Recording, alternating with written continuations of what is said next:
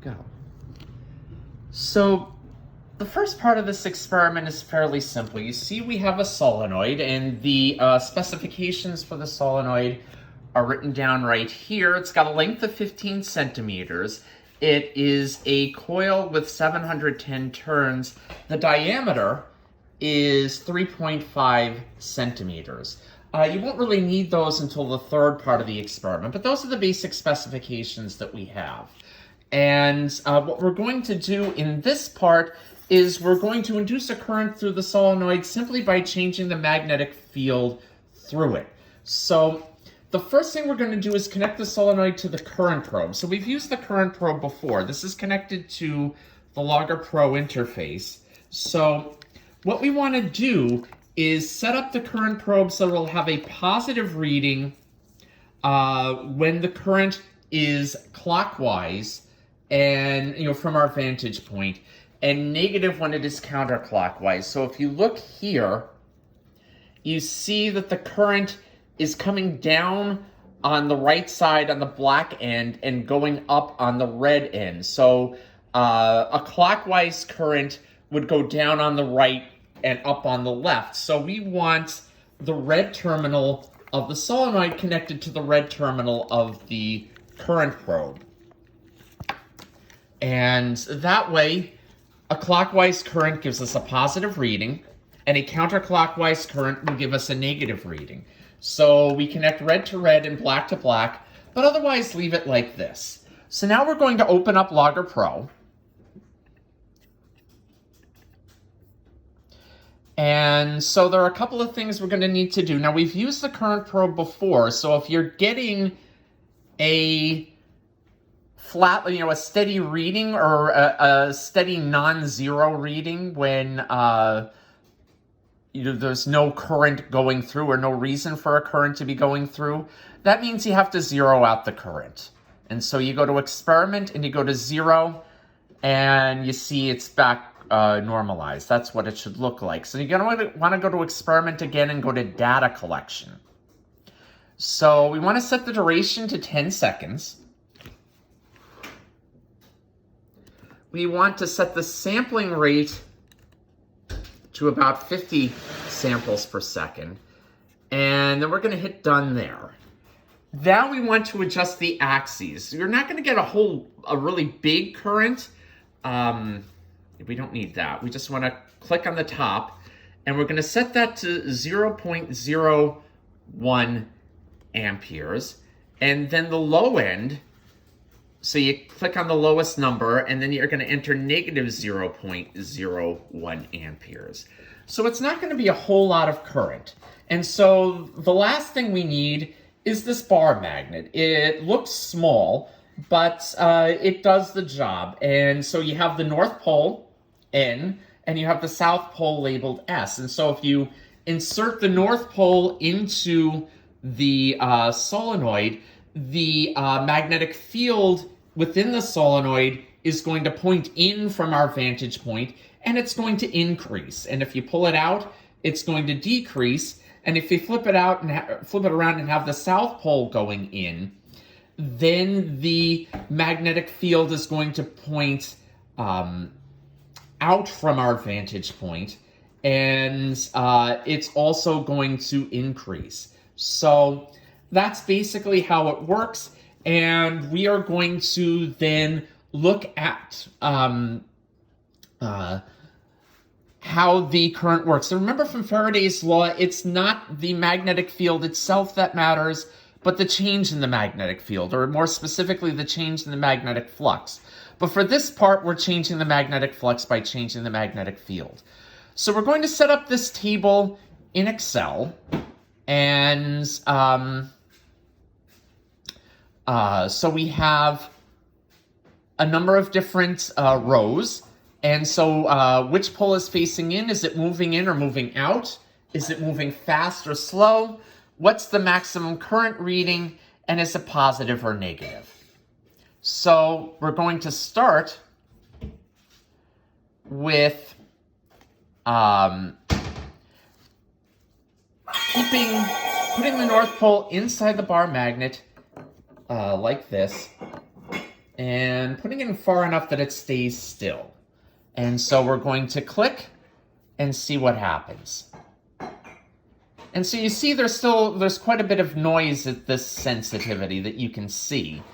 But you don't notice anything really happening. And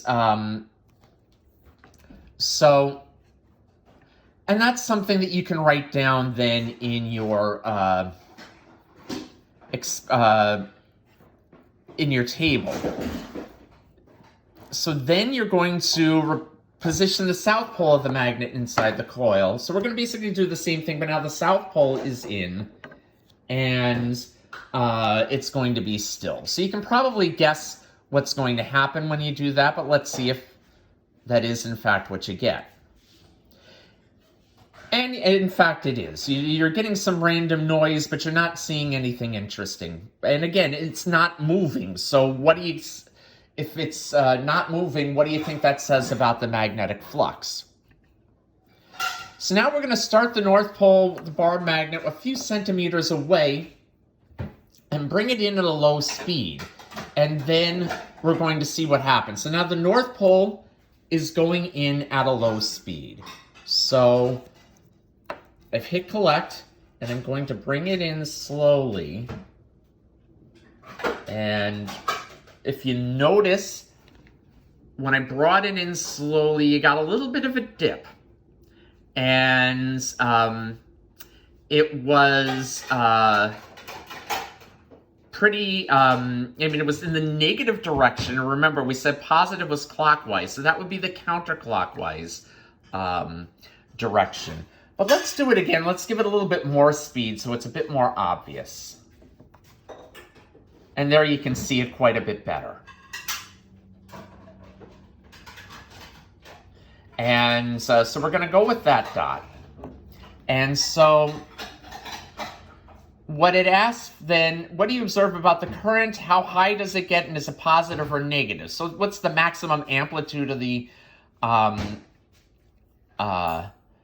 current, and is it positive or negative? And really you want the minimum here, so that's 0.003277 or 3.27 milliamps, and in the negative direction. And again, negative means counterclockwise. So we'll go with that. And then repeat step 6, but insert the bar magnet inside the coil at a higher speed. So remember, the Faraday's law says the induced voltage and correspondingly the induced current varies with the rate of change of the magnetic flux. So what do you expect to happen when you increase the speed? Well, and so let's see if that actually is what happens.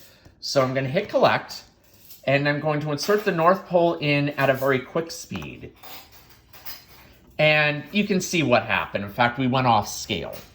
So that's negative 0.1335 or 13.35 milliamps, and it's in the negative direction. So again, negative is counterclockwise.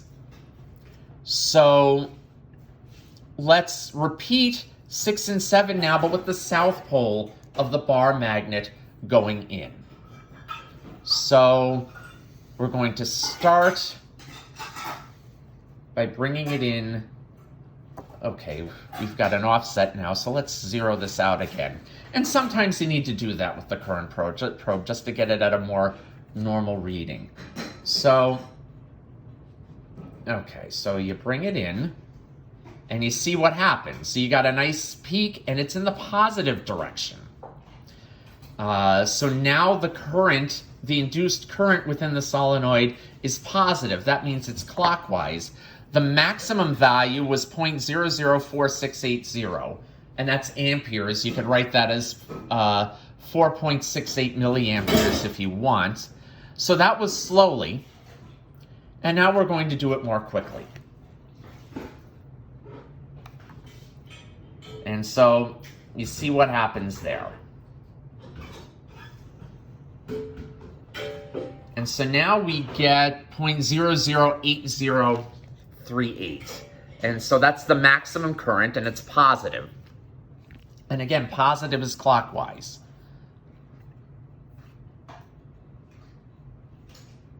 So now we are going to do repeat 6 and 7, but now we're going to, instead of putting it in, we're going to pull it out. So we're going to start with the North Pole in, and we're going to pull it out slowly, and then we're going to pull it out quickly, and then repeat the same thing for the South Pole. So now the North Pole is in, and we're pulling it out.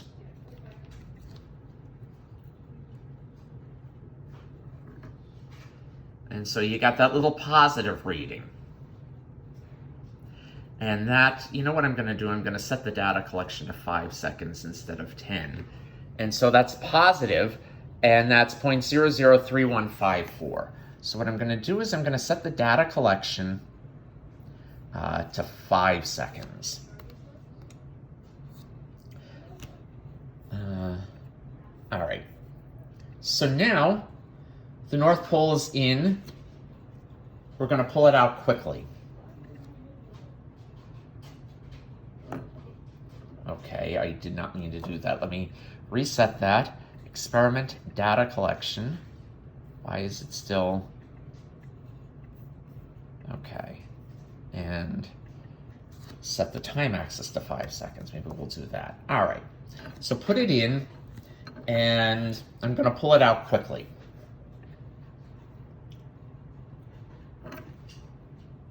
And you see how big a spike that was.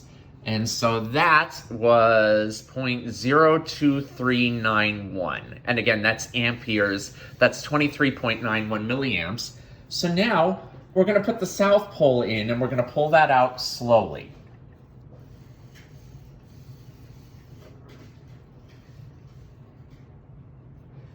And you see that you get that little dip. So it's in the negative direction. So that's negative 0.003257 amps. So again, it's negative, and negative means counterclockwise. And so now we're going to put the South Pole in, and we're going to pull it out quickly.